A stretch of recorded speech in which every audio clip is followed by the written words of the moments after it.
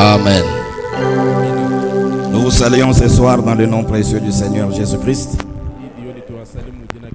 Nous bénissons le Seigneur pour les souffles de vie qu'il nous a donnés et pour cette occasion que nous avons de nous rassembler dans sa maison. Nous allons incliner nos têtes pour un mot de prière que nous puissions ouvrir notre Bible. Prions le Seigneur. Dieu Tout-Puissant, Créateur des cieux et de la terre, ce soir nous sommes dans la joie de nous retrouver tous ensemble dans ta maison pour t'adorer et te louer comme nous venons de le faire et pour nous asseoir ainsi à tes pieds pour entendre tes oracles. Merci pour ta présence au milieu de nous et maintenant nous te prions de parler à nos cœurs, de nous bénir et de nous édifier par ta parole dans le nom précieux du Seigneur Jésus-Christ. Amen. Amen. Nous allons nous lever pour honorer la lecture de la parole de Dieu. Nous ouvrons nos Bibles dans Juges chapitre 15 et nous allons prendre les 5 premiers versets. Juges chapitre 15, du 1er au 5e verset nous lisons. Quelque temps après, à l'époque de la moisson des blés, Samson alla voir sa femme et lui porta un chevreau. Il dit, je vais entrer vers ma femme dans sa chambre. Mais le père de sa femme ne lui permit pas d'entrer. J'ai pensé, dit-il, que tu avais pour elle de la haine et je l'ai donnée à ton compagnon. Est-ce que sa jeune sœur n'est pas plus belle qu'elle? Prends-la donc à sa place. Samson leur dit, cette fois je ne serai pas coupable envers les Philistins si je leur fais du mal. Samson s'en alla. Il attrapa 300 renards et prit des flambeaux. Puis il tourna queue contre queue et mit un flambeau entre deux queues au milieu. Il alluma les flambeaux, lâcha les renards dans les blés des Philistins et embrasa les tas de gerbes, le blé sur pied et jusqu'aux plantations d'oliviers. Veuillez vous asseoir. Que le Seigneur ajoute des bénédictions à la lecture de sa parole. Nous sommes dans notre étude que nous avons intitulée des destructeurs enflammés. Et nous avons déjà compris en profondeur cette histoire que nous avons lue dans Juges. Nous avons montré la réalité de cela avec le Seigneur Jésus dans le Nouveau Testament. Et nous avons aussi ramené la même scène aujourd'hui en ces temps de la fin. Et nous avons montré que de même que Samson avait pris les renards et qu'il les avait enflammés, aujourd'hui le Seigneur Jésus-Christ prend son église ou les membres de son église.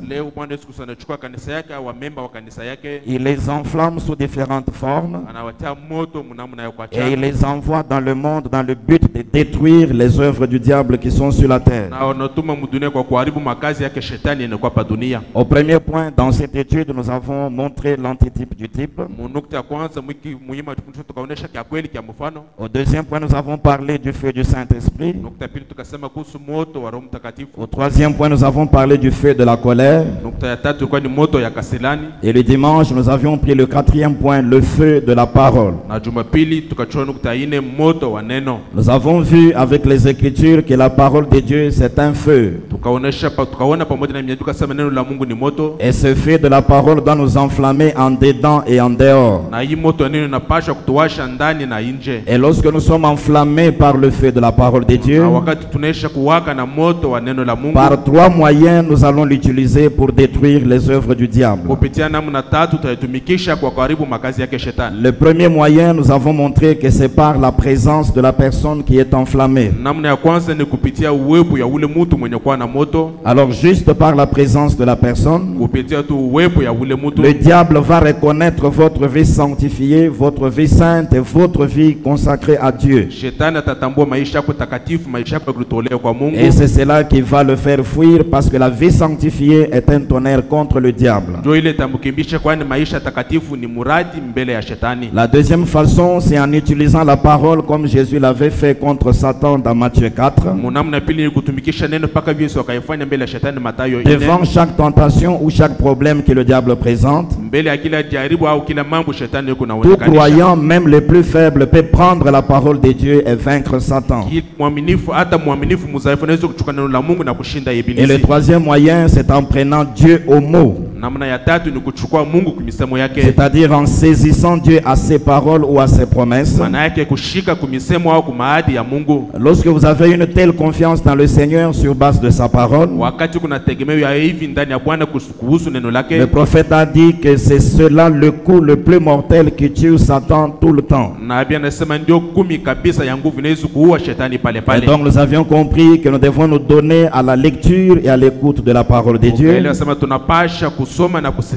Nous devons entrer dans la parole et la parole doit entrer en nous. Et nous devons être enflammés par la parole de Dieu et l'utiliser contre les œuvres du diable. Ce soir, nous voulons marquer un pas de plus. Et nous allons prendre le cinquième point de notre étude, que nous avons intitulé le feu du zèle. Le dimanche, nous avons parlé de la parole comme étant le feu. Aujourd'hui, le feu va changer de forme. Nous voulons parler du zèle comme étant le feu qui doit nous enflammer contre les œuvres du diable. Et pour commencer, on définit le zèle comme ceci. Le zèle, c'est l'ardeur déployée pour le service d'une personne ou d'une cause.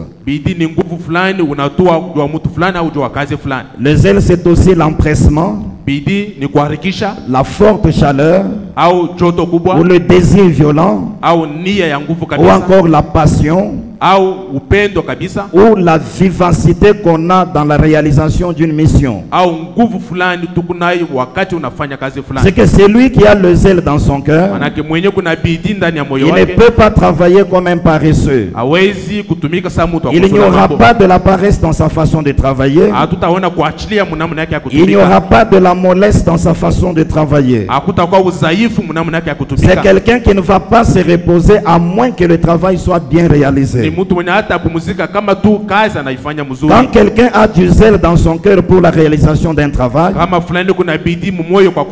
c'est quelqu'un qui va faire le travail avec empressement et vivacité. C'est quelqu'un qui ne va pas reculer devant les obstacles. Quels que soient les obstacles qui vont se présenter devant lui, pour lui l'objectif est plus important que toutes ces choses.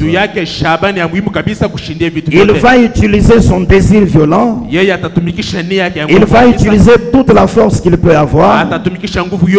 Il va se sacrifier jusqu'à bien réaliser sa tâche. C'est cela le zèle, et Dieu nous le recommande en tant que croyants. Dans Romains chapitre 12 verset 11, Paul dit ceci: ayez du zèle et non de la paresse. C'est très important pour nous ce soir. Ayez du zèle et non de la paresse. Soyez fervents d'esprit. Servez le Seigneur. Tout celui que Dieu a placé sur la terre est toujours serviteur du Seigneur d'une manière ou d'une autre.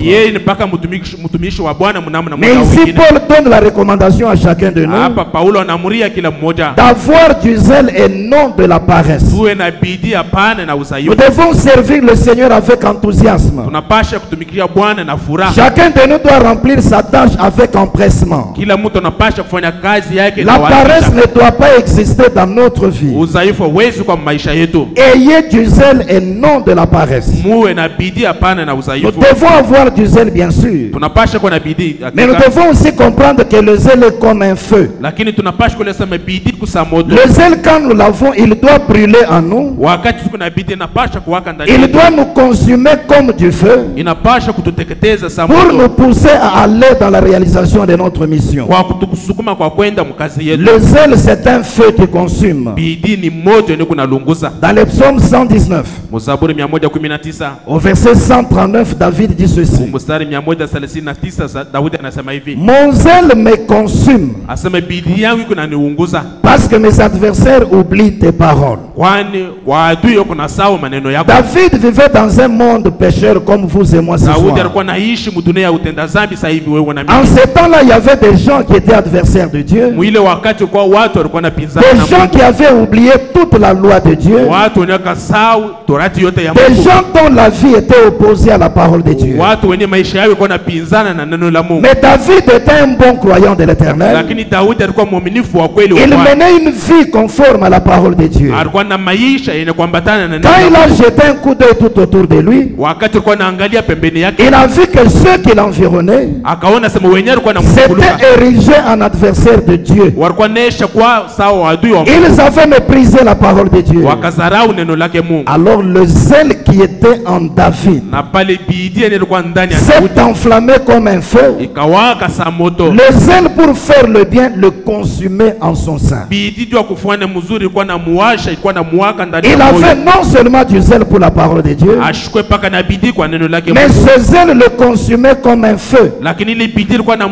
Oh mon frère, ma soeur, chacun de nous est serviteur de Dieu. Chacun de nous doit servir Dieu avec zèle. Et ce zèle ne doit pas se refroidir. Ce zèle doit être enflammé comme un feu.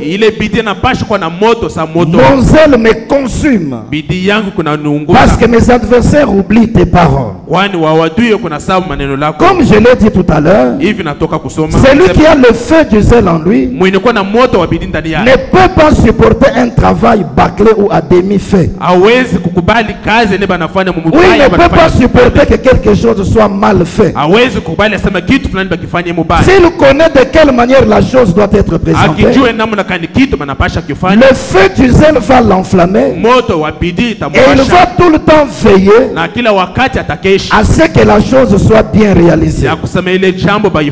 C'est comme Jésus dans Jean chapitre 2, du 13e au 17e verset.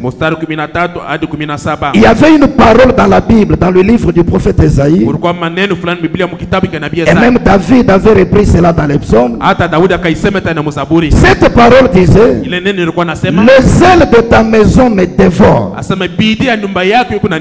Mais ici dans Jean chapitre 2, il est dit ceci: la Pâque des Juifs était proche et Jésus monta à Jérusalem. Il trouva dans le temple les vendeurs de bœufs, des brebis et des pigeons, et les changeurs assis, ayant fait un fouet avec des cordes. Il les chassa tous du temple, ainsi que les brebis et les bœufs. Il dispersa la monnaie des changeurs et renversa les tables. Et il dit aux vendeurs de pigeons: ôtez cela d'ici. Ne faites pas de la maison de mon père une maison de trafic. Ses disciples se souvinrent qu'il est écrit: le zèle de ta maison me dévore. D'abord, le prophète Esaïe avait dit: ma maison sera appelée une maison de prière pour toutes les nations. Nulle part on n'avait pas dit qu'on pouvait faire du trafic dans la maison de Dieu. Cette écriture-là existait, et Jésus étant la parole faite chair, il avait le feu du zèle qui les consumait. Il connaissait chaque parole de l'écriture. l'écriture. Et le feu du zèle qui brûlait en lui devait l'amener à veiller à ce que chaque parole soit accomplie. Maintenant, en ce temps-là, le peuple avait rétrogradé. Au lieu que la maison de l'Éternel soit gardée dans son sens originel, au lieu que ce soit une maison de prière, ces gens en avaient fait une maison de trafic. Voyez-vous, on vendait des bœufs dans le temple, des brebis et des pigeons. Il y avait l'échange de monnaie qui se faisait dans le temple. Quand Jésus qui connaissait la parole est arrivé, il a vu qu'une portion de l'écriture était brisée. Alors le zèle s'est enflammé en lui. Le zèle de ta maison me dévore. Si les autres pouvaient voir cela et supporter, lui ne le pouvait pas à cause du zèle qui était en lui. C'était comme un feu et il ne pouvait pas se garder de cela. Il fallait que l'ordre du temple soit rétabli. Il est allé se faire un fouet avec des cordes, et enflammé par le feu du zèle. Il fallait que cette œuvre du diable là soit détruite. Il fallait que l'ordre du temple soit rétabli. Avec son fouet qu'il avait fait, il s'est mis à les chasser tous du temple. Il a chassé leurs brebis et leurs bœufs. Il n'a même pas tenu compte de la perte qu'ils allaient avoir. Il a dispersé la monnaie des changeurs. Il a renversé leur table. Ne faites pas de la maison de mon père une maison de trafic. Je pense que si Jésus venait dans son corps physique aujourd'hui, étant enflammé par le même feu du zèle, combien pouvait-il fouetter les gens dans les églises aujourd'hui? Parce que les écritures sont brisées dans les écritures, dans les églises. Les gens ont changé la nature de la maison de Dieu. Au lieu que ce soit la maison de prière pour toutes les nations, aujourd'hui nous avons de nouveau des vendeurs dans les églises. Voyez-vous, pour compris pour toi, tu dois d'abord acheter de l'eau à l'entrée du temple. Tu dois d'abord acheter telle pomme à l'entrée du temple. Donc Dieu a dit que tu dois prendre une telle somme d'argent, mettre dans une enveloppe donnée pour compris pour toi. Des vendeurs dans le temple, pour que le fouet du Seigneur soit déployé encore. Même si le fouet ne peut pas venir physiquement, mais qu'il le fouette spirituellement, qu'il ne fasse plus de la maison de mon père une maison de trafic. Non, le temple c'est une maison de prière. Et le prophète a ajouté que c'est la maison de correction. Nous devrions venir ici dans le but de découvrir nos faiblesses et être disposés à être corrigés par la parole de Dieu. Aujourd'hui les gens viennent parler des affaires dans l'église. Les gens viennent parler de la politique dans le temps. Il faut que quelqu'un soit zélé pour la maison de Dieu. Que le feu du zèle nous enflamme, mes frères. Jésus a regardé ces désordres-là. Il a pris le fouet, il les a chassés du temple. Parce que le zèle en lui était comme un feu. Voyez-vous, le zèle de ta maison me dévore. Quand vous avez le zèle en vous, il va vous pousser à l'action. Et vous allez agir avec empressement. efforts. Na utatenda na kuharakisha. Nous devons avoir du zèle pour servir le Seigneur. Unapasha kuna bidii kwa kutumikia Bwana. Nous devons avoir du zèle pour l'obéissance à la parole de Dieu. Unapasha kuna bidii kwa kutii kuneno la Mungu. Avec zèle, nous devons accomplir les Écritures aujourd'hui. Na bidii tunapasha kuandika kufanya miandiko leo. Et le zèle dont nous parlons ce soir, Na bidii ne tunasema hii mangali. nous devons retenir qu'il y a deux types de zèle. Tunapasha kushika mkuku kwa aina mbili ya mabidii. Il y a le zèle de Dieu qui est le bon zèle. Kuku bidii ya Mungu inakuwa bidii mzuri. C'est un zèle pur. Maana yake ni bidii safi. Et lui va vous pousser à faire le bien. Na yo itakusukuma kufanya paka. Quand vous avez en vous le feu du zèle de Dieu, wakati ndani yake kuna moto ya bidii ya Mungu, il n'y aura rien d'injuste dans ce zèle-là. Hakutakuwa kitu kizalimu muile bidii. À cause de ce zèle de Dieu, Kwa ajili ya hii bidii yake vous Mungu, irez avec empressement pour accomplir la parole de Dieu. utaenda na kuharikisha kwa kutimiza Mais il y a un autre zèle, lakini kuku bidii nyingine, le zèle du diable. bidii ya shetani. La Bible l'appelle un zèle amer. Biblia inasema ni bidii ya uchungu. C'est le diable qui a perverti le zèle de Dieu. Ni shetani anapinduza bidii ya Mungu. Et avec le zèle amer, il enflamme d'autres personnes sur la terre. Na bidii ya uchungu anawasha watu wengine pa dunia. Et ça va donner de l'empressement, mais pour faire le mal. Hii italeta tena kuharikisha, lakini ni kwa kufanya vitu vibaya. C'est là que quand vous regardez sur la terre aujourd'hui, Ndio kwa wakati unaangalia pa dunia leo, parmi ceux-là qui ont du zèle, katikati ya wale kuna bidii, il y a deux catégories. kuko matabaka mbili. Les uns ont le zèle de Dieu Wachache kuna bidii ya Mungu et ils ont l'empressement pour les bonnes œuvres. na beku wenye kwa hiyo kuna mwenye moto. Les autres ont le zèle du diable. Wengine kuna bidii ya shetani. Ils sont enflammés par un zèle amer. Beku benye kuwasha na bidii Et eux sont tournés vers ce qui est mal. asema mioyo yao kwenye kuangalia mabaya. Mais je voudrais interpeller chacun de nous ce soir. Lakini nataka kukumbusha kila mmoja, Dieu nous a placés sur cette terre pour le servir. Mungu akatutia pa hii dunia kwa kumtumikia. Dieu ne veut pas que nous fassions ce qui est mal. Mungu ashitaka sema tufanye vyenye kwa Dans vibaya. Ephésiens chapitre 2, Waefeso sura ya pili verset 10, il est dit ceci. mstari ya 10 banasema hivi: Car nous sommes son ouvrage, kwani sisi ni kazi yake, ayant été créés en Jésus-Christ wenye kuumbiwa ndani ya Yesu Kristo pour de bonnes œuvres. kwa matendo mazuri. J'aime cette parole de l'Écriture. Napenda hii andiko, Car nous sommes son ouvrage, kwani sisi ni kazi ya mikono yake, ayant été créés en Jésus-Christ wenye kuumbiwa ndani ya Yesu Kristo pour de bonnes œuvres kwa matendo mazuri que Dieu a préparées d'avance yenye Mungu anesha kutangulia afin que nous les pratiquions. ili tupate kuifanya Avant même que nous ne venions sur cette terre, kabla ya sisi kufika hata papa dunia. Dieu avait d'avance préparé de bonnes œuvres. Mungu akotangulia kufanya matendo mazuri. Maintenant, il nous place sur la terre Sasa anatutia pa dunia comme étant son ouvrage sisi sa kazi ya mikono pour yake que nous pratiquions les bonnes œuvres ili tufike mkufanya matendo que mazuri lui avait préparées d'avance. yenye alikuwa nesha tayarisha tangu Et zamani. là-bas, je ne vois aucune mauvaise œuvre. Na hapa mishoni hata matendo mbaya Nous avons pamoja. été créés en Jésus-Christ Sisi tukaumbiwa ndani ya Yesu Kristo pour des bonnes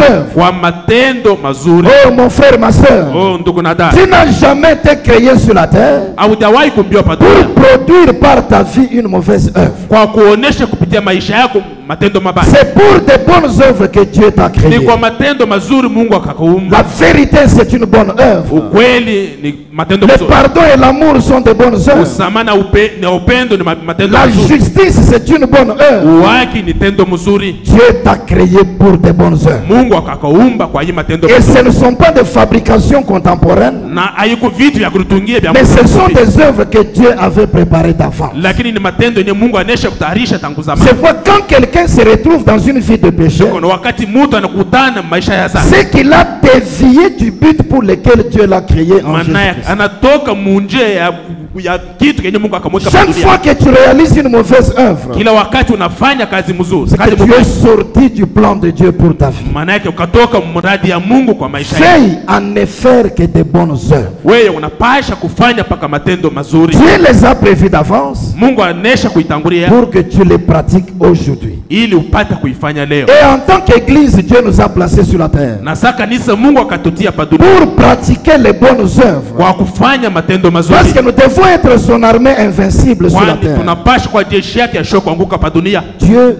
veut que nous pratiquions des bonnes œuvres. Mungu anataka sema tufike kufanya matendo Dans mazuri. ce sermon, encore une fois seulement, Seigneur, Muhimu mahubiri mara tena Bwana. Prêché le 20 janvier 63. Point 60, le prophète dit ceci. C'est pareil pour l'église. Dieu a suscité l'église pour être un phare. Un phare, c'est un dispositif qui répand la lumière. Et la lumière, ce sont les écritures de l'heure accomplies. Si l'église ne répand pas l'accomplissement des écritures, c'est qu'elle est en dehors du but pour lequel Dieu l'a suscité. Dieu a suscité l'église pour être un phare, pour manifester ses puissances, guérir les malades, ressusciter les morts, chasser les démons, mener une vie sainte, prêcher le plein évangile, manifester cela. Mais nous commençons à céder et à laisser tomber les barrières. Si nous sommes l'église du Seigneur sur la terre, nous devons comprendre qu'il y a des œuvres que nous devons pratiquer. Et si nous devons pratiquer ces œuvres, il faut que quelque chose nous empresse et nous pousse vers ces bonnes œuvres. Ce feu qui doit nous pousser avec ardent désir, c'est le feu du zèle que nous sommes censés avoir. Chacun doit s'asseoir un jour et commencer à réfléchir sur ces choses. Si je fais partie de l'église de Dieu, j'ai été placé ici pour être un phare. J'ai été placé ici pour la guérison des malades. J'ai été placé ici pour mener une vie sainte. Ce sont là les œuvres que Dieu a préparées pour que je les pratique. Maintenant, je dois avoir du zèle et non de la paresse. Le zèle est très important, mes frères. Ça fait dans Ephésiens chapitre 6, du 13e au 17e verset, Paul compare le croyant à un soldat. Maintenant, il prend les armes naturelles qu'un soldat peut prendre et il donne à cela un sens spirituel. C'est en étudiant cela ce soir que vous allez saisir l'importance du zèle dans la vie du croyant. Paul dit ceci. C'est pourquoi prenez toutes les armes de Dieu afin de pouvoir résister dans le mauvais jour et tenir ferme après avoir tout surmonté. Le croyant qui est sur la terre est en guerre contre Satan. Et le prophète dit cette bataille est permanente. Il dit le diable ne vous laissera même pas une minute sans combat. Mais nous devons résister au diable et le vaincre. Dieu nous a donné toutes ces armes. Prenez toutes les armes de Dieu. Et les armes de Dieu vont jouer un double rôle. D'abord, c'est pour pouvoir résister dans le mauvais jour. Le mauvais jour, c'est celui de la tentation ou de l'épreuve. Quand il y a une épreuve ou une tentation, pour résister et ne pas tomber, tu dois te servir de toutes les armes de Dieu. Et donc, en te servant des armes de Dieu, tu vas résister à l'épreuve ou à la tentation. Non seulement ça, la deuxième partie, Et tenir ferme après avoir tout surmonté. C'est pourquoi en 1957, le prophète a prêché un sermon qu'il a intitulé Pourquoi certaines personnes n'arrivent pas à conserver la victoire. Le problème n'est pas seulement de résister ou de vaincre Satan, mais c'est aussi de tenir ferme après avoir tout surmonté. Les mêmes armes de Dieu que vous devez utiliser pour vaincre sont les mêmes que vous devez continuer à utiliser pour conserver la victoire que vous avez déjà remportée. C'est là que beaucoup de croyants faillissent, mes frères. C'est un homme fervent dans la foi. À cause de sa foi, il a remporté une victoire. Mais après avoir remporté la victoire, il faiblit dans la foi. Et le diable ramène la même chose. C'était une personne correcte, avec une vie sanctifiée. Dieu a eu confiance en lui et lui a confié quelques moyens financiers. Parce qu'il a un grand pouvoir d'achat, il comprend qu'il peut tout faire. Alors il va héberger à gauche et à droite. Voyez-vous, ce qui s'obtient par Dieu se conserve par Dieu. C'est pourquoi prenez toutes les armes de Dieu afin de pouvoir résister dans le mauvais jour et tenir ferme après avoir tout surmonté. Tenez donc ferme. Ayez à vos reins la vérité pour ceinture. Chaque soldat a une ceinture. Et nous chantons en avant, soldat chrétien. Notre ceinture, c'est la vérité.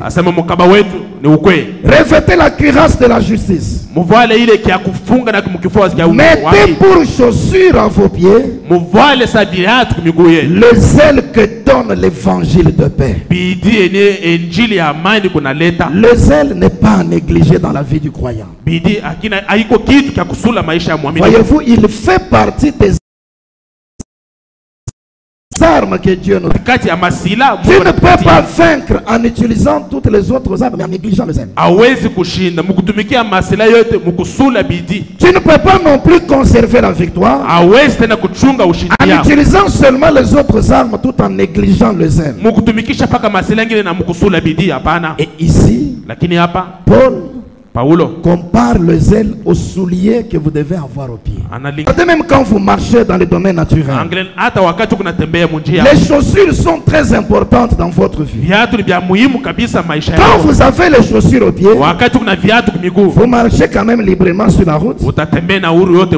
Il peut y avoir des petites pierres pointues, mais la semelle de la chaussure va garder votre cuir. Ça va préserver votre pied de cela. Il peut y avoir un clou placé dans cette position, mais la semelle de votre chaussure va préserver votre pied.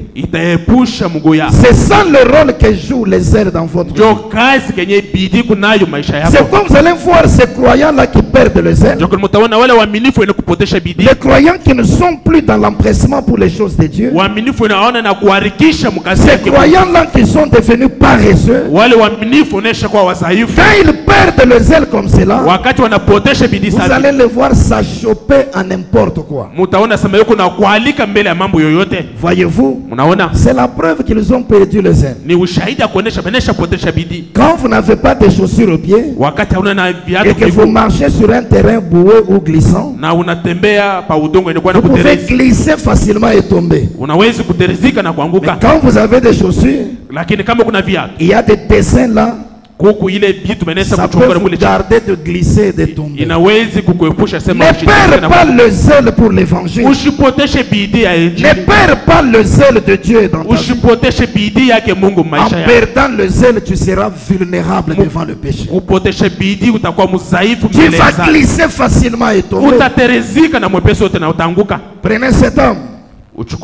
Il peut marcher sur un terrain où il y a de la poussière. Mais la poussière ne touche pas ses pieds. Même si le terrain est plein de boue, la boue ne touchera pas ses pieds. Il peut arriver ici ouvrir. Le pied est propre. Et pourtant, il vient de marcher là où il y a de la poussière ou de la boue. Ce monde est plein de péchés. C'est ça la poussière et la boue du monde. C'est lui qui a le zèle. C'est lui qui a le bon zèle de Dieu. Peut marcher dans ce monde sans être touché par le péché qui est dans le monde. Il est dans le monde, mais il est préservé du péché. Parce qu'il est dans l'empressement pour les bonnes œuvres. Une mauvaise œuvre essaye de les tenter. Comme le zèle le dévore pour la parole de Dieu, il va résister à Satan. Et il ne sera pas sali par la boue du monde. Mon frère, ma soeur, tu commences à tomber facilement parce que tu as perdu le zèle que tu as fait. Mais d'où vient le zèle? Paul dit, il vient de l'évangile de paix. L'évangile de paix, c'est le message de l'heure. C'est la parole de Dieu dans chaque âge qui vient rétablir la paix entre Dieu et l'homme. Et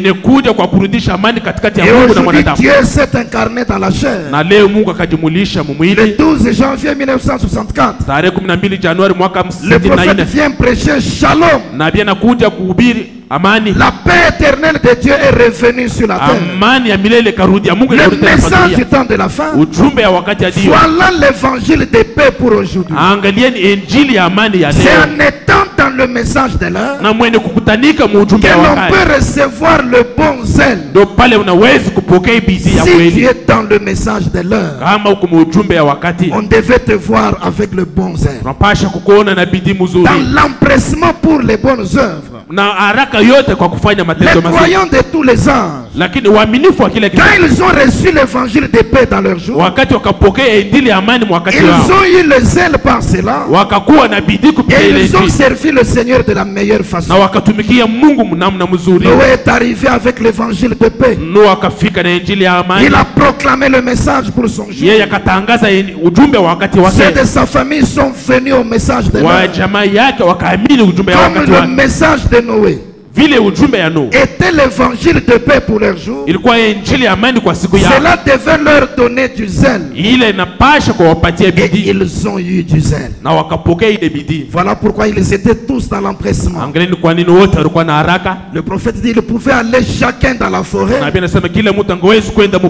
chacun avec une épée ou une machette, pour rapporter du bois afin que l'arche soit construite. D'où venait ce zèle?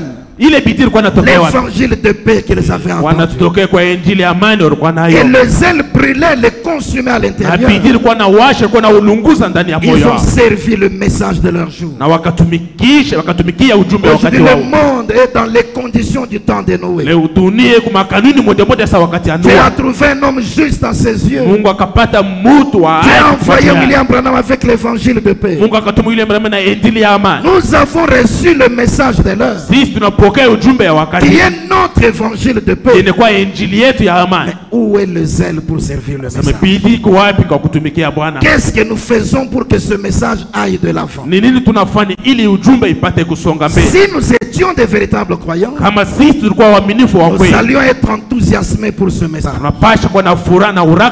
Quand Moïse est allé vers ses frères avec le message de l'heure, c'était l'évangile de paix pour leur âme. Quand les enfants d'Israël en Égypte ont écouté le message, l'évangile de paix leur a donné du zèle. Et ils ont été dans l'empressement pour le message de l'heure. Chaque chose dont Moïse parlait, ils étaient enthousiasmés pour le réaliser. Moïse a dit, prenez un agneau par famille, appliquez le sang de l'agneau, mangez la chair avec les herbes amères. Ils étaient tous zélés pour cela. L'évangile de paix leur avait donné du zèle. Et ils ont tous travaillé pour accomplir les exigences de la parole. Un zèle venant de Dieu. Mais aujourd'hui, nous avons un prophète comme Moïse. L'agneau, c'est la parole qui est immolée au temps du soir. La parole faite chair a été immolée. Le signe doit être appliqué au temps du soir. Mais est-ce que nous sommes enthousiasmés pour appliquer le signe? Moïse leur a dit, nous devons sortir de l'Égypte. Allez chez vos voisins égyptiens. Prenez leurs vases, remplissez-les de biens. Parce que nous allons sortir avec de grandes richesses. Ils ont été enthousiasmés.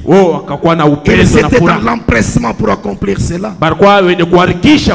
Chaque petite phrase qui sortait de la bouche de Moïse était comme un grand ordre à leur endroit. Ils sont allés partout prendre des vases. Oh, frères et sœurs, ce n'était pas facile. Parce que la Bible dit simplement qu'ils ont pris des vases. Et je ne pense pas que tous les voisins donnaient facilement leurs vases. Peut-être avec un autre, il fallait de longs débats. Peut-être à l'issue du débat, il refuse. Pas de découragement. Le zèle les consumait comme le feu. Si ça ne marche pas ici, j'irai essayer là-bas. Étant enthousiasmé par le message, avec le zèle qui brûle à l'intérieur, ils sont sortis avec de grandes richesses.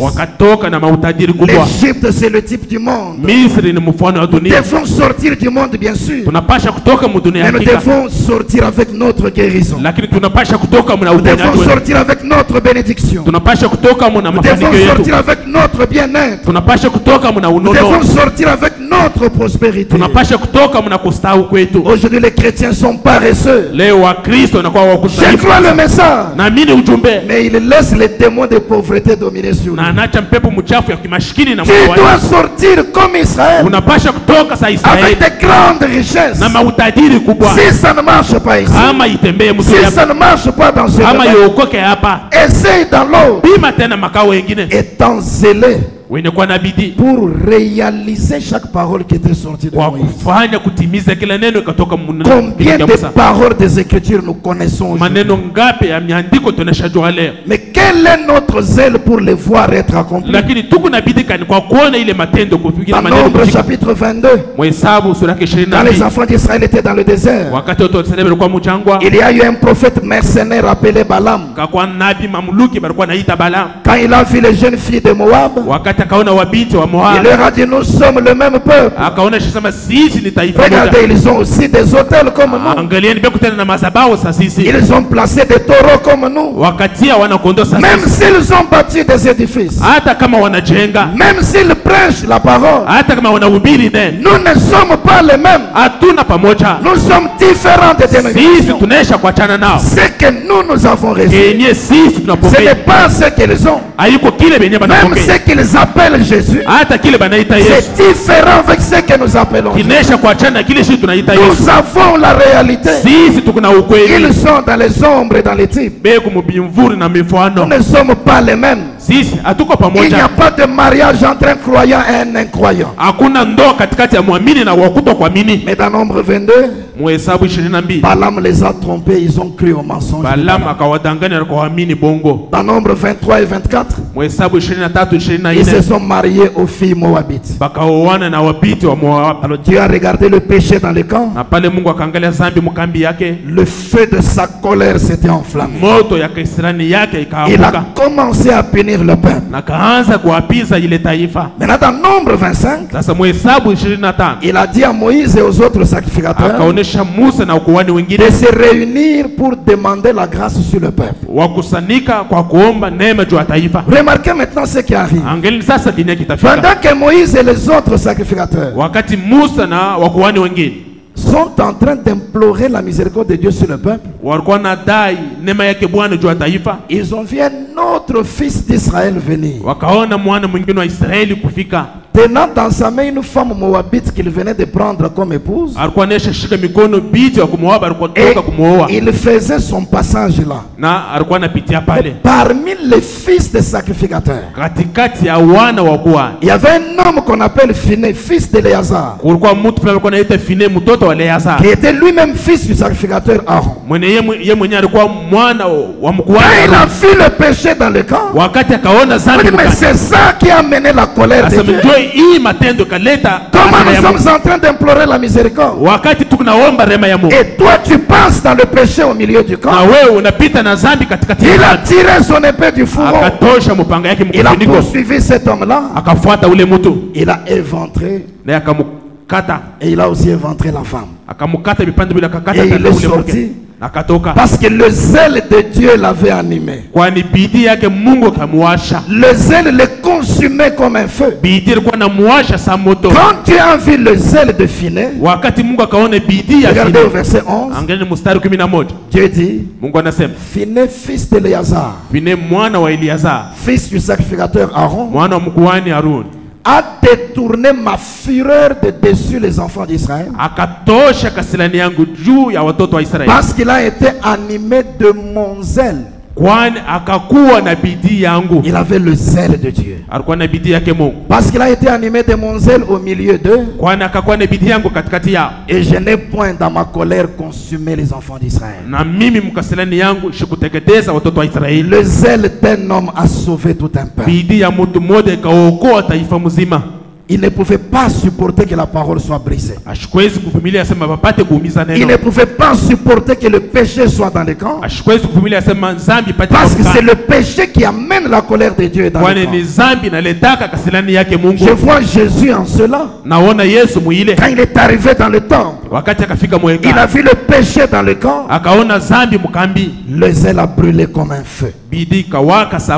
Mon frère, ma soeur, tu peux être membre dans une église, soit comme le frère Phiné. Tu peux voir le péché dans le camp, mais qu'est-ce que tu fais pour que ce péché-là soit extirpé du camp? Hébreux chapitre 7, première partie. 15 septembre 57. Point 90, le prophète dit ceci: ne laissez jamais rien entraver la bonne marche de cette église. Si quelque chose entrave sa bonne marche, chacun de vous est coupable. Et vous dans vos églises respectives. Si quelque chose va mal dans votre église, vous êtes coupable. Parce que c'est vous le surveillant de cette église. Il y a un membre de l'église ici ce soir. C'est vous le surveillant de cette église. Et vous dans vos églises respectives. Si quelque chose va mal dans votre église, vous êtes coupable. Parce que c'est vous le surveillant de cette église là. Cela n'incombe pas au pasteur. Cela n'incombe pas au conseil des diacres. Cela vous incombe à vous en tant qu'individu. D'aller vers ce frère pour voir si vous pouvez le réconcilier.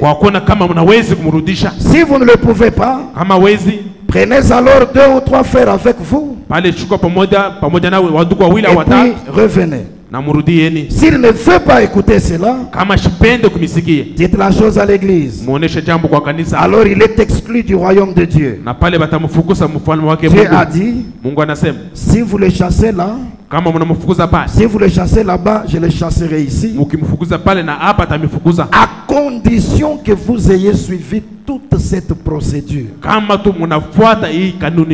Alors il lâchera le diable sur lui pour la destruction de sa chair. Et alors il reviendra. C'est vrai. C'est ainsi qu'il faut le faire revenir. S'il est un enfant de Dieu, il reviendra. S'il ne l'est pas, eh bien il continuera sa route. Et alors le diable l'enverra vers son lieu éternel. Finé a vu le péché au milieu des enfants d'Israël. Il a vu un homme pécheur au milieu du peuple. Il n'a pas dit j'attends que Moïse lui-même aille le faire. Il n'a pas dit qu'Aaron le souverain sacrificateur aille le faire. Il n'a pas dit que Éléazar mon père aille le faire. Moi,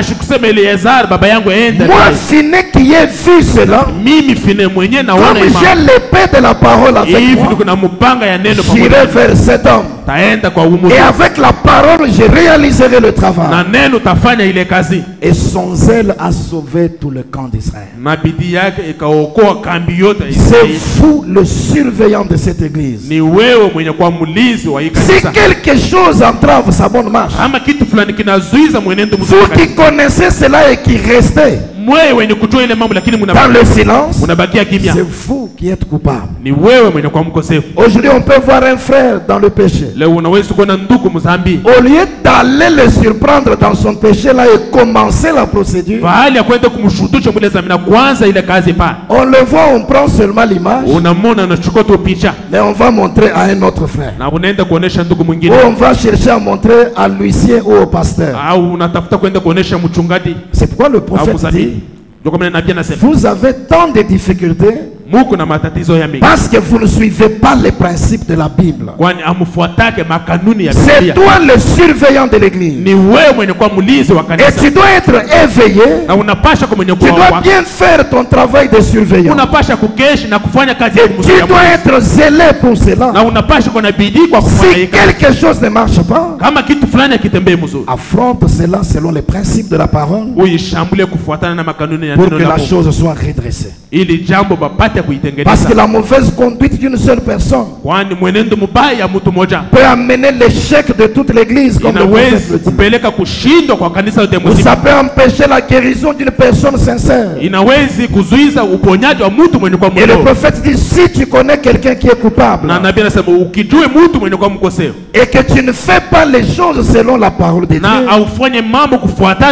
au jugement c'est toi qui répondras pour ces péchés-là. Et c'est toi qui seras responsable de toutes les conséquences ou de tous les échecs que cela avait amené dans l'église. Soyons zélés pour le respect de la parole, comme le frère Finé l'avait été en son temps. Marie était aussi zélée. Elle a reçu l'ange Gabriel. Elle a écouté un message. L'ange lui a dit shalom. Tu es béni d'entre les femmes, parce que la grâce de Dieu t'a été faite. Quand elle a reçu ce message de paix en elle, ça lui a donné du zèle, ça lui a donné un vif désir. Elle est allée dans l'empressement pour partager la chose avec Élisabeth. Frère, elle pouvait avoir des travaux ménagers, elle pouvait avoir d'autres occupations, mais le message de paix apporte ce zèle.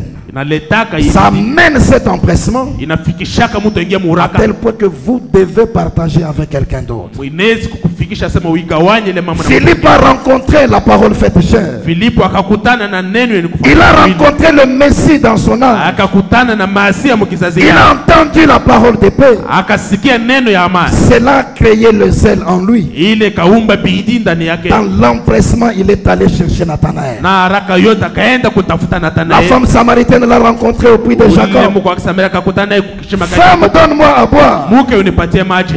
C'est la ségrégation raciale. Il y a tribalisme au milieu de nous. Comment toi qui es juif, tu demandes à boire à moi qui suis samaritain? Si tu connaissais le don de Dieu, et qui est celui qui te demande à boire? Parce que toi tu regardes la chair. La chair ressemble à celle des juifs. Mais si tu connaissais le don qui est à l'intérieur, non pas que cet homme soit Dieu, mais le don est Dieu. Si tu connaissais le don de Dieu, et qui est celui qui te demande à boire? Celui qui te parle, ce n'est pas cette chair. Toi tu dis, toi qui es juif, non, c'est le don à l'intérieur qui te parle. Parce que je suis dans le Père et le Père est à moi. Si tu connaissais le don de Dieu, et qui est celui qui te demande à boire? C'est toi qui lui aurais demandé à boire, et il t'aurait donné de l'eau vive. Parce que la parole faite chair, c'est le rocher du désert. C'est une source artésienne de l'eau pure. Mais tu n'as rien pour puiser. Le puits est profond. D'où auras-tu cette eau vive? Prétends-tu être plus grand que Jacob, qui nous a donné ce puits? Pourquoi tu ramènes tout aux choses naturelles? Celui qui boira de cette eau aura toujours soif. Et celui qui boira de l'eau que je lui donnerai n'aura plus jamais soif.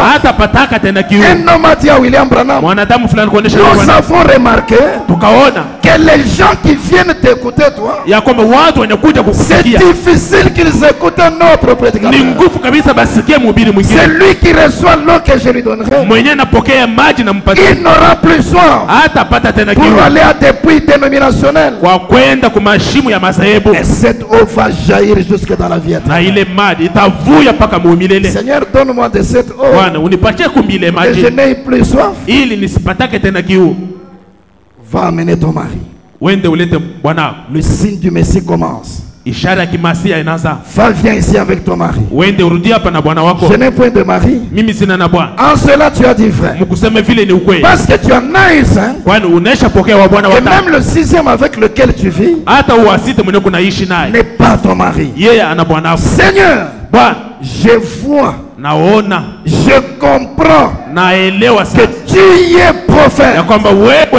Je sais que le Messie doit venir. Et quand il viendra, il nous dira ces choses. Je le suis moi qui te parle. Celui qui lui parlait n'était pas la chair. Non, le don à l'intérieur était celui qui lui parlait. Mais il était manifesté dans la chair. Alors Dieu dans la chair produit le Fils de l'homme. Je le suis moi qui te parle. Voilà l'évangile de paix. Voilà ce qui apaise tous les tourments des membres de l'épouse. Je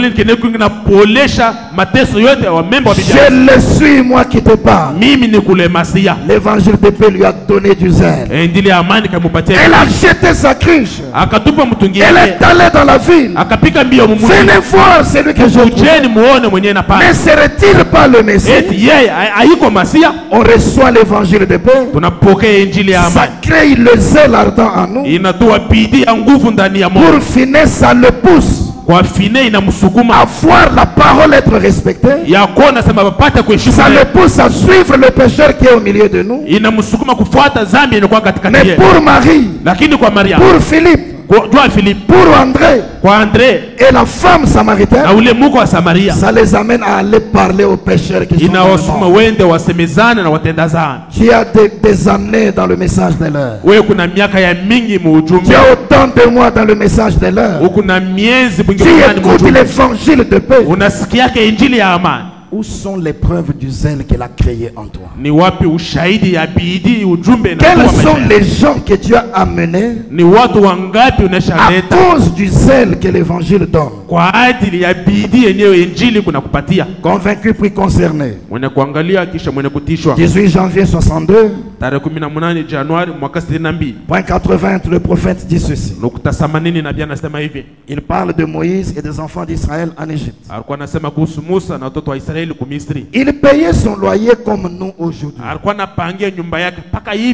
C'est la première chose à laquelle nous pensons.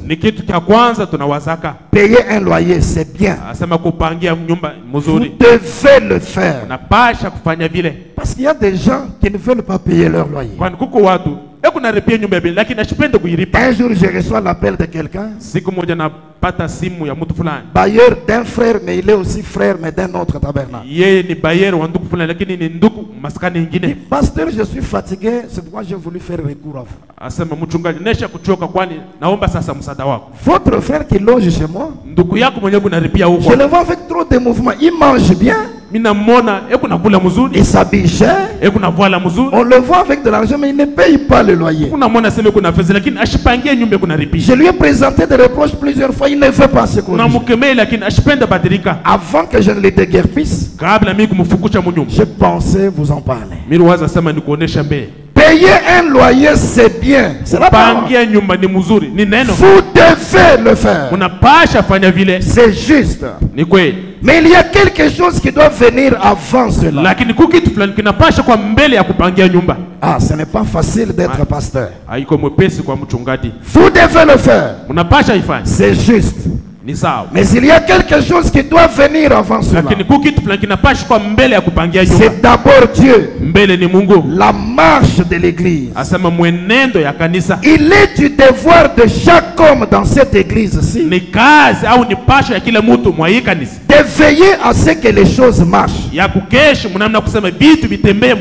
Vous devez faire de votre mieux pour amener chaque homme et chaque femme, chaque garçon ou chaque fille que vous pouvez rencontrer dans les rues, dans les haies et sur les routes, pour les amener à l'église. Vous devez payer le loyer, c'est juste, c'est bien. C'est votre devoir. Le prophète avance en disant, mais il y a quelque chose qui doit venir avant cela. C'est d'abord Dieu, la marche de l'église, et il donne à chaque personne un devoir de veiller à ce que les choses marchent. Et vous devez faire de votre mieux pour amener chaque homme et chaque femme, chaque garçon, chaque fille que vous pouvez rencontrer dans les rues et partout, pour les amener à l'église. Si nous avions réellement reçu l'évangile de paix, cela n'allait pas nous laisser dans la paresse. Nous ne pouvions jamais être distraits. Mais nous devions être zélés pour partager cela avec les autres, pour inviter n'importe quel pécheur que nous rencontrons. C'est comme cela d'ailleurs que l'évangile peut atteindre beaucoup de personnes. J'ai rencontré des gens, ils disent non, cet homme n'a pas un bon ministère. Parce que depuis que nous avons commencé, nous ne sommes qu'à 3, 4, 5 dans l'église. C'est pas le problème de cet homme-là. Voyez-vous, c'est vous qui devriez accomplir votre devoir. Et si chaque personne dans son église était zélé de cette manière, le message aurait touché beaucoup de personnes. La marche de l'église, c'est quelque choses qui doivent préoccuper chaque membre. Mais il y a des gens qui viennent dans l'église qui ne s'intéressent à rien. Aucun zèle pour voir les choses bien se faire. Écoutez les prophètes. Dans la voie à laquelle Dieu a pourvu pour la guérison. 19 juillet 54. Point 50, la partie A, il dit ceci. Oh, j'aurais voulu prêcher l'évangile maintenant pendant 5 minutes. Si j'avais le temps. C'est ce qui arrive dans l'église. Lorsqu'on trouve quelqu'un qui ne travaille pas pour contribuer à la bonne marche de l'église, quelqu'un qui a failli et qui s'est retiré, qui est devenu indifférent, c'est un cancer dans l'église. C'est un démon qui est dans cette personne-là. C'est vrai. Et cela rend toute l'église malade à cause de cela. La meilleure chose à faire, c'est de pratiquer une opération spirituelle. Frère, ne soyez jamais indifférent dans l'église. Et travaillez toujours pour contribuer à la bonne marche de l'église. Et chacun doit être zélé pour cela. Sinon, le prophète dit c'est un cancer dans l'église. Il dit c'est un démon qui est dans cette personne-là. Quelle est la solution ce soir? C'est de pratiquer une opération spirituelle. Le grand médecin est venu sur la terre. Il a pris le grand don de guérison, il l'a placé dans un homme.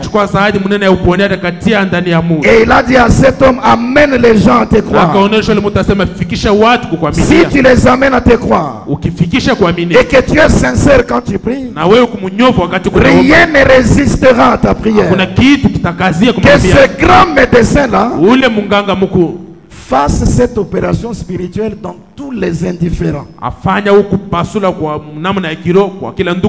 trouver quelqu'un dans l'église, il n'est zélé pour rien. Son travail c'est de venir s'asseoir sur une chaise que quelqu'un d'autre a payée. S'asseoir sur une chaise que quelqu'un d'autre a épousseté pour lui. Dans un tabernacle qu'une autre personne a balayé pour lui. Il écoute la musique. Il écoute la parole. Que Dieu vous bénisse, il prend ses effets, il s'en va. Il va critiquer le directeur des chants. Il va critiquer la prédication du jour. Mais lui-même n'a rien fait pour que les choses marchent bien dans l'église. Un indifférent dans l'église, c'est un cancer dans l'église. C'est un démon qui est dans cette personne. Ce soir que Dieu te donne du zèle. Que tu sois dans l'empressement. Que tu ne sois plus indifférent. Ces choses fonctionnent comment? Mon frère interprète. Quelles sont les difficultés que vous avez dans votre domaine? Mon frère conducteur de chant. Ces derniers temps je vois que ça ne marche pas. Qu'y a-t-il? Mon frère administrateur. Quelles sont les difficultés avec ce groupe? Quelqu'un qui s'intéresse au bon fonctionnement de la chose. Mais si vous n'avez pas de zèle, si vous êtes indifférent, que Dieu pratique l'opération spirituelle ce soir. William Branham a été plein de zèle. Et ce zèle qu'il avait, comme il était lui-même le porteur de l'évangile, il dit ce zèle brûlait en moi comme un feu. C'était tellement grand que je ne pouvais le comprendre. Que je ne pouvais contenir cela. Je ne pouvais même pas contrôler ce feu. Et bien un jour il a regardé. Il avait un enfant de 2 semaines. Mais il était obligé de le laisser pour aller en Afrique. Il dit cet enfant l'a pleuré. Il me saisissait au bord du pantalon. Il dit c'était une façon de dire papa ne part pas. Mais il dit mon fils tu dois rester. Parce que quelque chose brûle en moi comme un feu. À cause des autres enfants de Dieu dans le monde. Il avait ce feu du zèle dans et il est allé partout pour annoncer l'évangile de paix. Il est allé dans des jungles, même ici en Afrique. Il est allé dans des régions hantées par les esprits impurs. C'est lui qui a le zèle attaché à sa mission. Il ne peut pas craindre les attaques du diable. Il va accomplir toutes les bonnes œuvres que Dieu avait prévues pour lui d'avant. Mais le zèle, le vrai zèle, c'est quelque chose qui est presque en voie de disparition. En tant que chrétien, même le travail dans la société que vous avez, d'une certaine manière, vous servez Dieu. Et Dieu veut que vous réalisiez votre travail de la meilleure façon. Soyez des bons travailleurs. Même dans les entreprises où vous êtes engagés. Travaillez correctement. Soyez zélés pour vos responsabilités. Même quand on vient dans l'église, nous avons des fonctions et des offices dans l'église. Chacun a son poste.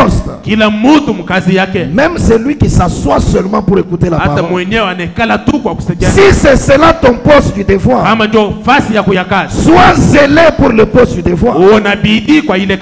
Mais qu'est-ce que les gens font aujourd'hui? Oh, je ne joue pas la guitare aujourd'hui parce que l'autre là n'est pas aussi venu. Mais tu ne travailles pas pour lui. Colossiens chapitre 3 verset 23 à 25. Tout ce que vous faites, faites-le de bon cœur, comme pour le Seigneur et non pour des hommes. Vous ne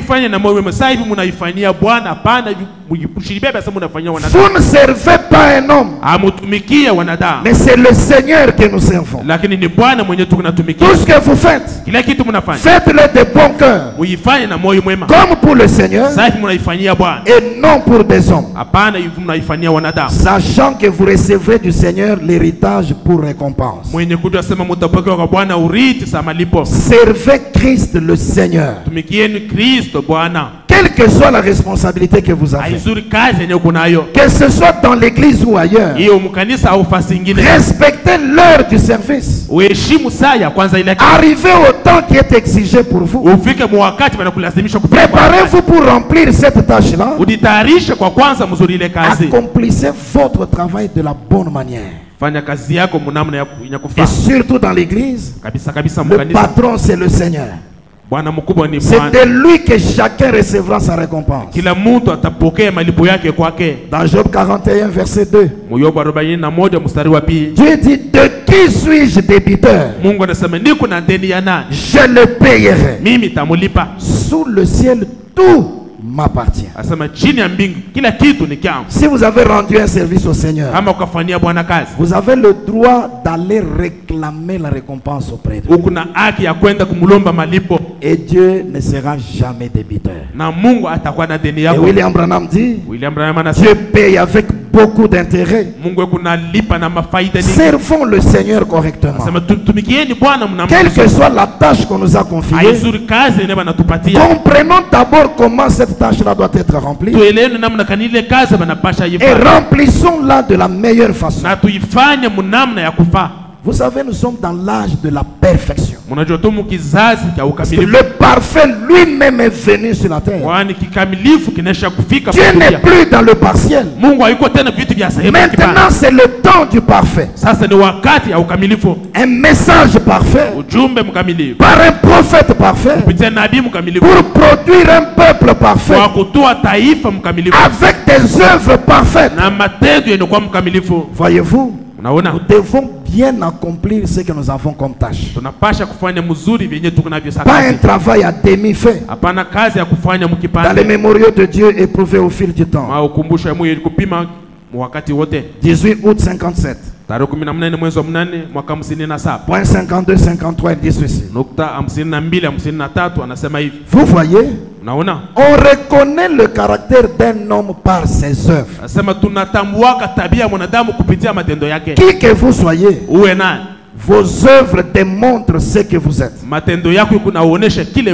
Peu importe combien vous témoignez, ce que vous dites, pour ou contre, ça n'a rien à voir avec cela. Vos œuvres montrent ce que vous êtes. Elles montrent ce qui est en vous. Tout travail que vous accomplissez manifeste ce que vous êtes. Et vous les hommes d'affaires, si vous ne faites qu'un travail bâclé, voyez-vous ce que je veux dire? Juste un travail à moitié fait, ne le faites pas. Si vous ne pouvez pas le faire correctement, ne le faites pas du tout. C'est vrai. Vous prenez une responsabilité dans l'église. Si vous trouvez que vous ne pouvez pas le faire correctement, le prophète vous conseille de ne pas le faire. Pourquoi il donne ce conseil? Dans Proverbe 18 verset 9, la Bible dit: celui qui se relâche dans son travail est frère de celui qui détruit. Vous comprenez que mieux vaut laisser les choses telles qu'elles sont plutôt que de se relâcher.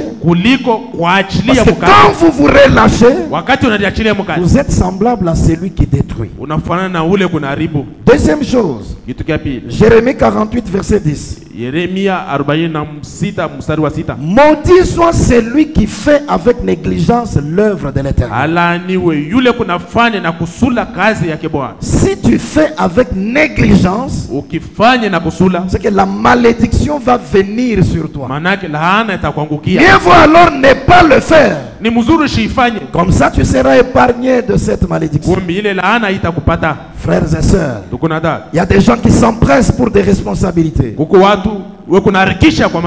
D'abord, le peu que vous avez, vous ne le remplissez pas correctement. Comment voulez-vous que le Seigneur vous confie des grandes responsabilités si les petites que vous avez, vous ne savez pas bien les remplir? Seigneur, donne-moi une grande entreprise. Il t'a d'abord donné une entreprise où c'est toi le patron, c'est toi le travailleur.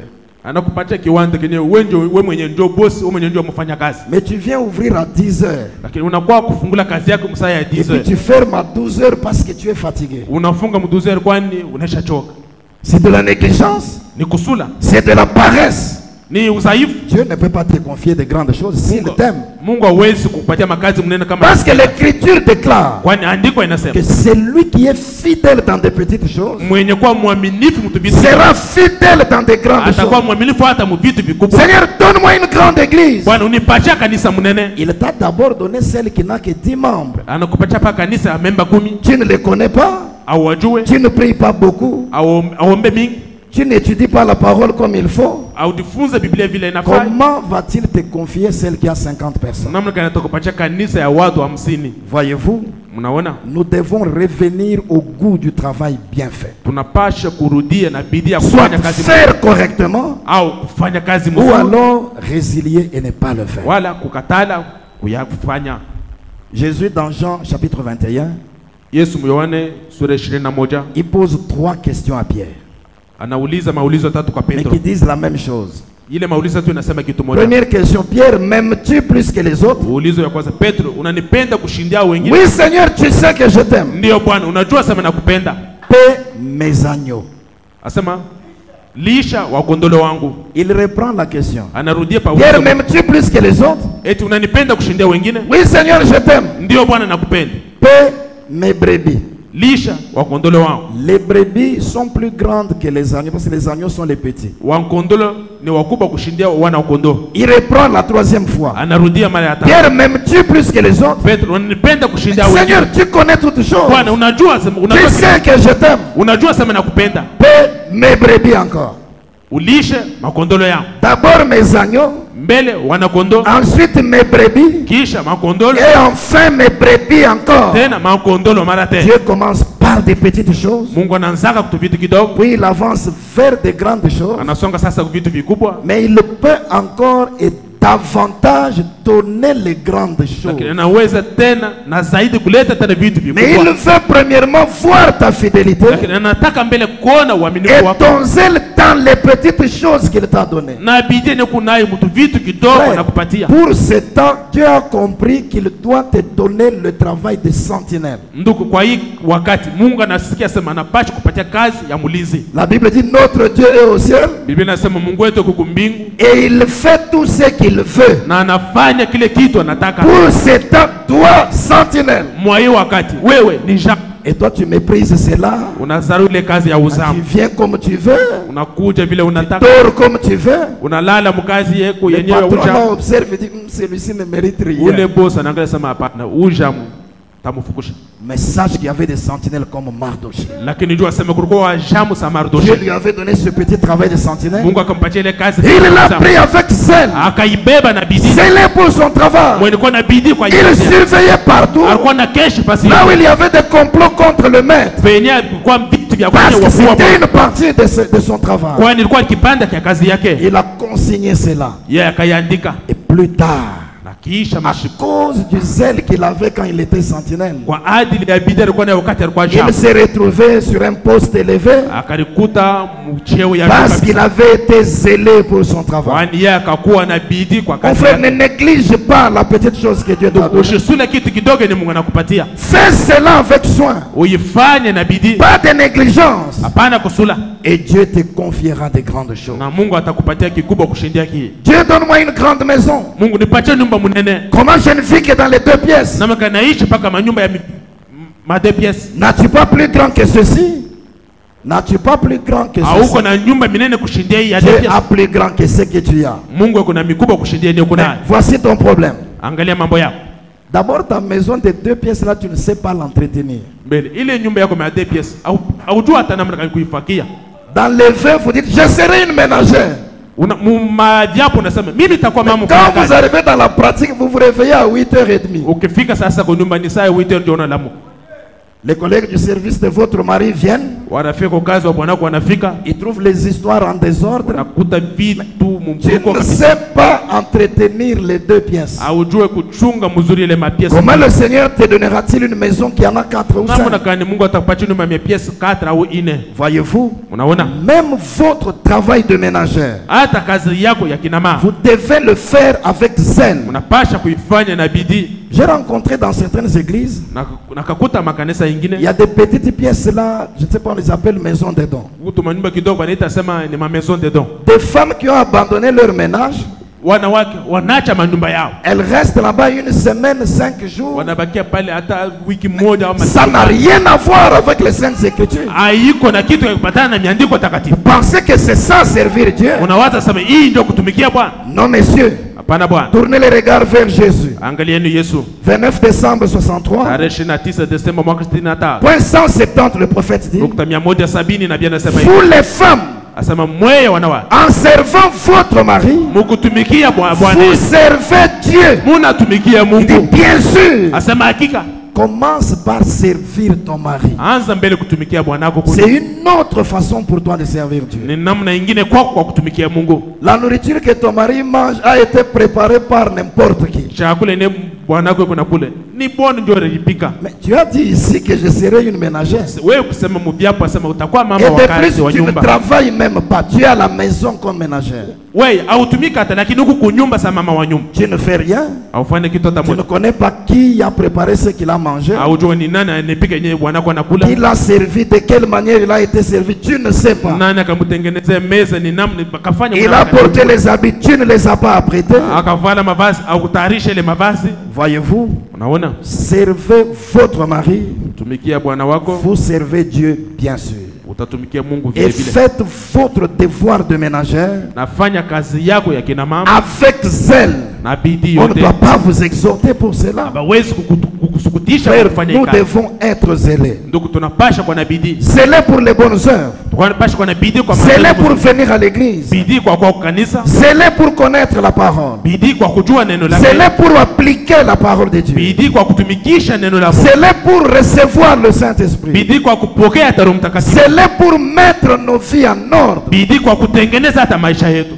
Quand le prophète parle des anciens croyants, dès que la parole sortait, la repentance commençait à l'instant même. Ils avaient ce bon zèle. Mais toi, tu attends la prochaine Sainte Seine. Et puis tu trompes, tu viens manger indignement. Voilà pourquoi tu as des problèmes qui ne finissent pas quelquefois. Zèle pour visiter les gens. Le zèle pour s'intéresser à l'autre. Zèle pour la prière. Zèle pour gagner les âmes. Le prophète dit, les chrétiens devaient être tellement zélés pour les bonnes œuvres, à tel point que chaque soir, en allant dormir, ils se disent dans son cœur, aujourd'hui, j'ai fait tout mon possible pour rendre la vie meilleure à quelqu'un d'autre. C'est ça le bon zèle que nous devons avoir. Et si nous avons ce genre de zèle, le diable ne réussira pas son plan dans nos vies. Mais le problème c'est celui-ci. Jacques chapitre 3, verset 14 à 16. Jacques dit, mais si vous avez dans votre cœur un zèle amer et un esprit de dispute, ne vous glorifiez pas et ne mentez pas contre la vérité. Cette sagesse n'est point celle qui vient d'en haut, mais les terrestres charnels et diaboliques.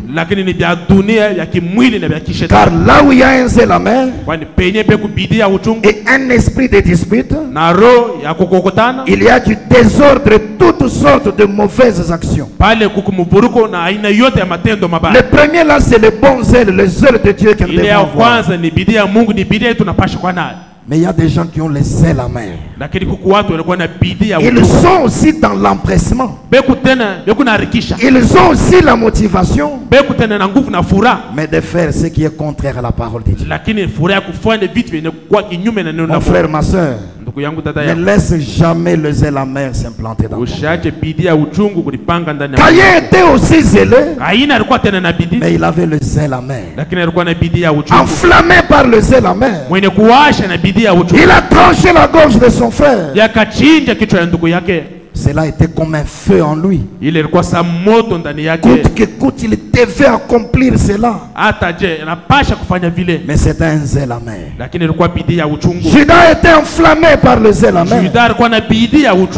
Et à cause de ce feu du zèle amer, il a livré le Fils de Dieu.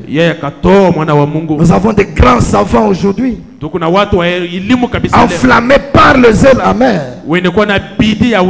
Quelqu'un qui sacrifie toute sa vie, mais pour inventer l'arme atomique, dans le but de tuer le plus grand nombre de personnes. Un zèle amer. Quelqu'un qui va s'élever, qui va payer des journalistes, pour raconter des faussetés sur celui-ci ou sur celui-là. Quelqu'un qui va mettre tout son temps et dépenser des milliers d'argent pour dresser des embûches sur la voie de celui-ci ou de celui-là. Quelqu'un qui va perdre son temps pour aller critiquer celui-ci ou celui-là, pour répandre des choses. Voyez-vous, ce sont des gens zélés, mais ils ont le zèle amer. Dans les années 2008, il y a eu un homme avec une chaîne de télévision, une chaîne qui est sur YouTube, Jésus-Christ TV. Mais il a fait une émission de 6 heures. Il a lu presque toutes les brochures de William Branham pour démontrer pendant 6 heures que le message est faux. Quel zèle! Mais un zèle amer. J'ai un gros livre comme ceci, écrit par Christian Piet, plus de 500 pages. Il a intitulé Grande lumière sur le branhamisme. Il a étudié le message, mais dans le but de prouver que le message est faux. Quel zèle! Quel sacrifice! Un zèle amer. Dans les années 2003-2004, un prédicateur dans le message, il a édité un gros livre comme ceci. Il a intitulé Les erreurs de William Branham. Que tout son travail c'était de répertorier les erreurs de William Branham. Et quand les gens lisent ça, cela devient une pierre d'achoppement sur leur chemin. Cela les amène à perdre confiance dans le message. Cela les amène à disqualifier le prophète. Mais quelqu'un qui a sacrifié une partie de sa vie à cela, animé d'un zèle amer. Mais le prophète dit ne perdez jamais confiance. Il ne laissez pas Satan vous dire du mal de moi. Quel est le zèle qui a animé cet homme-là? C'est que Satan lui-même est venu enflammer cet homme. Il lui a donné un zèle amer pour qu'il dise du mal de William Branham. William Branham dit les prophètes de Dieu ne font pas des erreurs. Ce que vous appelez erreur, ce sont des tremplins pour nous rapprocher de Dieu. C'est Dieu qui permet cela pour que tu vois comment Dieu réagit. Parce qu'un prophète, ce n'est pas seulement celui qui révèle la parole, mais c'est celui qui la démontre et qui la confirme par sa propre vie. Mon frère, ma soeur, nous devons avoir du zèle. Nous ne devons pas être paresseux. Il nous faut être enflammés par le feu du zèle. Mais le zèle que nous sommes censés avoir, ça doit être le zèle pur qui vient de Dieu. Un zèle tourné vers la parole de Dieu. Un zèle tourné vers la pratique des bonnes œuvres. Que chacun de nous fasse l'inventaire de sa vie. Si tu remarques que tu as relâché, que tu es un paresseux, que Dieu t'enflamme avec le zèle ce soir. Si tu remarques que tu as le mauvais zèle, s'il y a le zèle amer dans ta vie, que Dieu fasse l'opération spirituelle et qu'il t'enflamme avec les bons zèles ce soir. Parce que ton zèle c'est pour autre chose, mais tu as négligé les bonnes œuvres.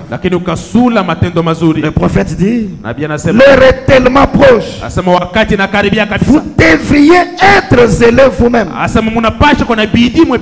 On ne devait pas avoir à vous traîner de force. Pour aller à l'église, il faut qu'on t'exhorte. Pour faire du bien, il faut qu'on t'exhorte. Pour mettre ta vie en ordre, il faut qu'on t'exhorte. L'heure est tellement avancée qu'on ne devrait pas avoir à vous traîner de force.